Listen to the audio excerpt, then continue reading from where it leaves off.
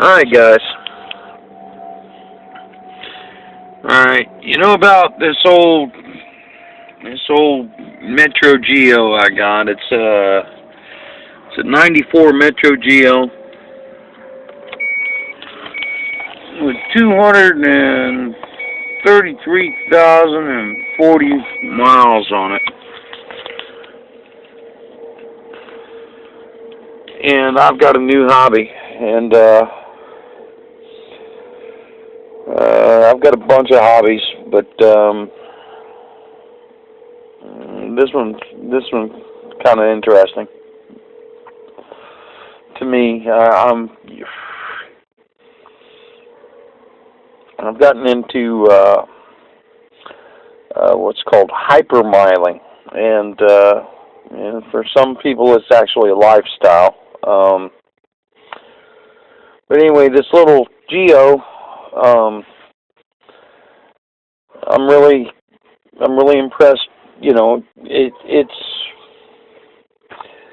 a piece of crap car. But I've managed 47 miles to the gallon. 47 miles to the gallon with this little car.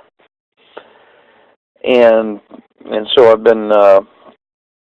been searching hypermiling videos and evaluating modifications and things that'll improve mileage, and some of them are pretty drastic, and it's body mods that make you look like you're from outer space and stuff like that. I'm not too into that yet.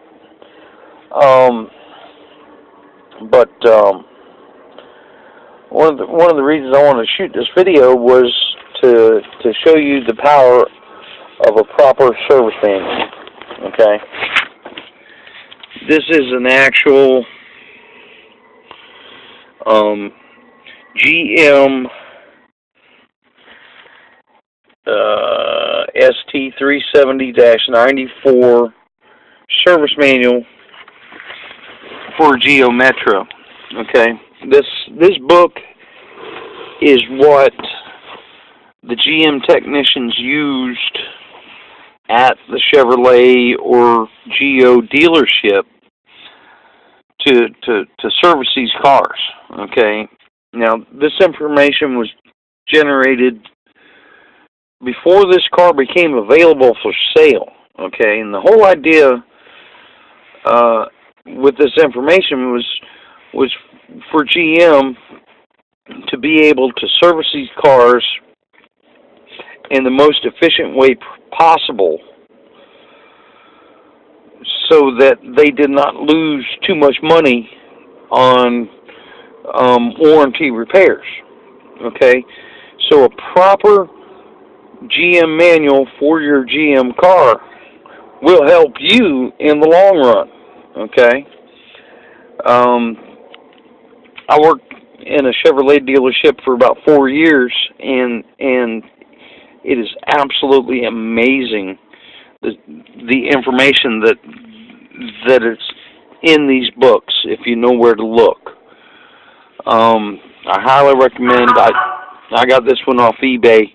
I highly recommend whatever GM car you got, if it's out of warranty and you're able to work on it yourself, get the proper GM manual. Don't even mess with the Haynes manuals.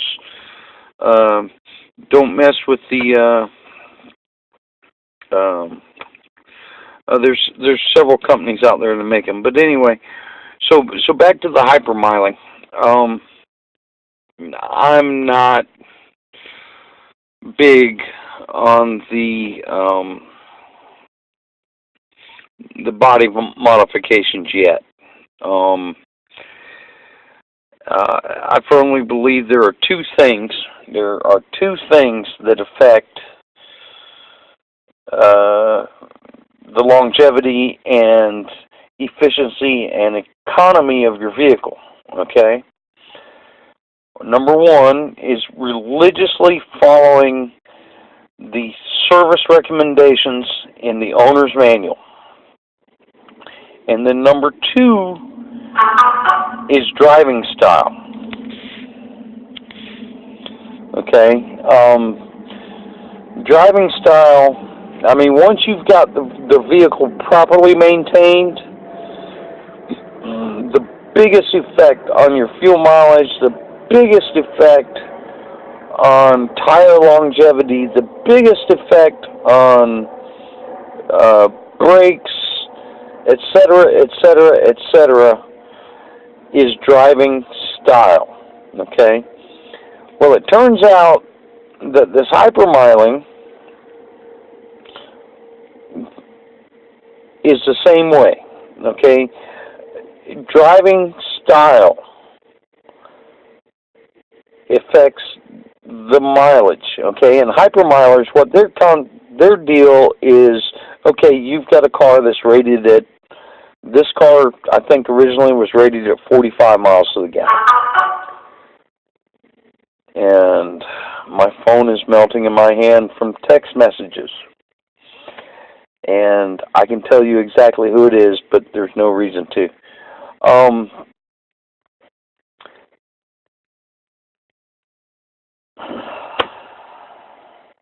Driving style. Okay? So, back to driving style. Let's just put it to you this way, okay? Down in that hole right there, okay? It's kind of hard to see here, but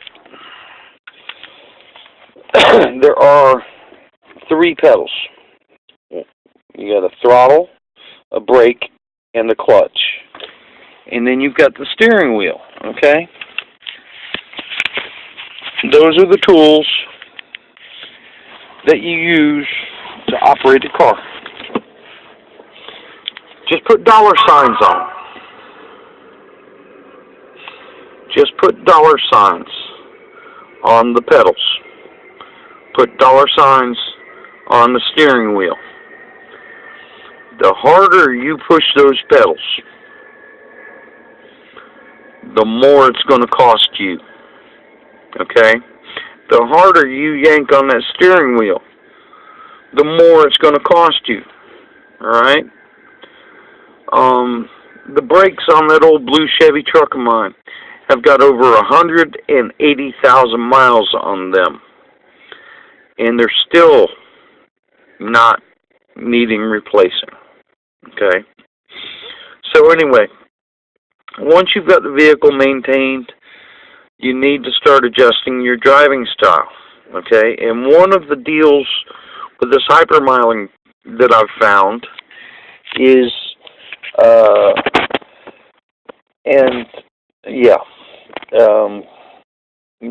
it involves your speed modulation on the throttle, avoiding the brakes, and a lot of coasting.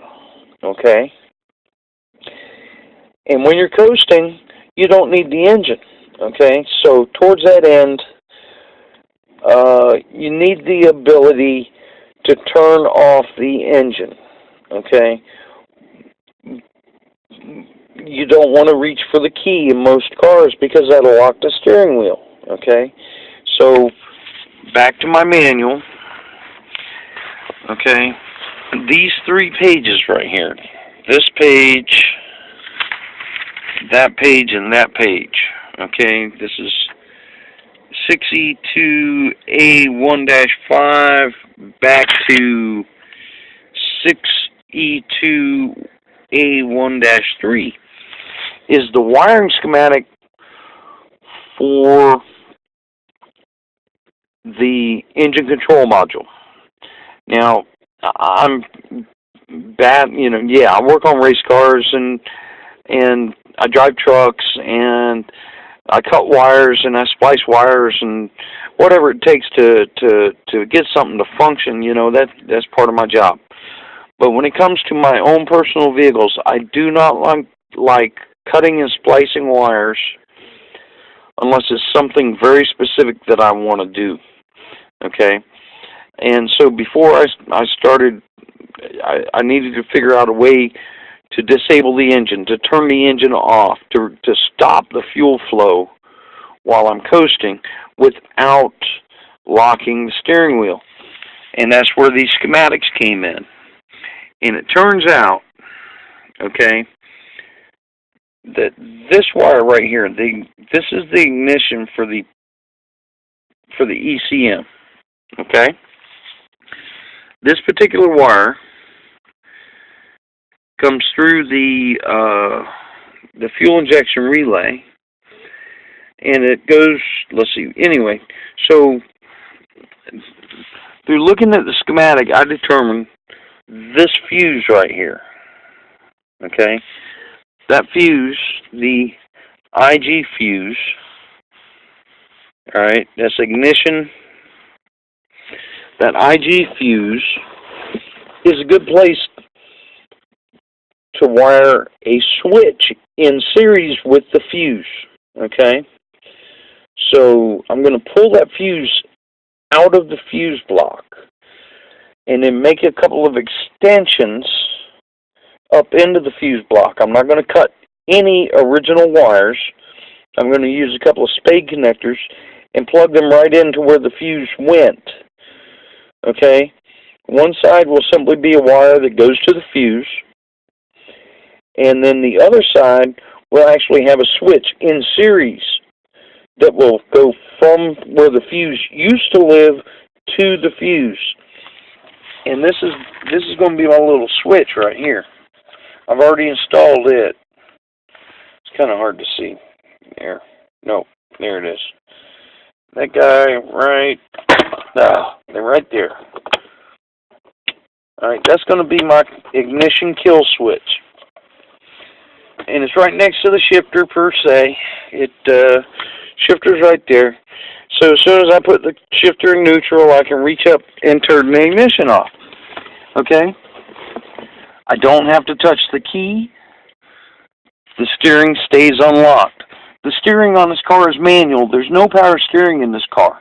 I don't have to worry about the fact that the engine is off to steer the car. It has power brakes, and they're on a vacuum system, which means that, yes, the engine is not running. I don't have any vacuum. A properly maintained power braking system retains vacuum. I should be safe. We're going to try it. But anyway, I just thought I'd clue you in on what I was doing here. And if you've got an older car that's out of warranty and you're not afraid to work on it, stop messing with the Haynes manuals. Go on eBay and get you some proper literature.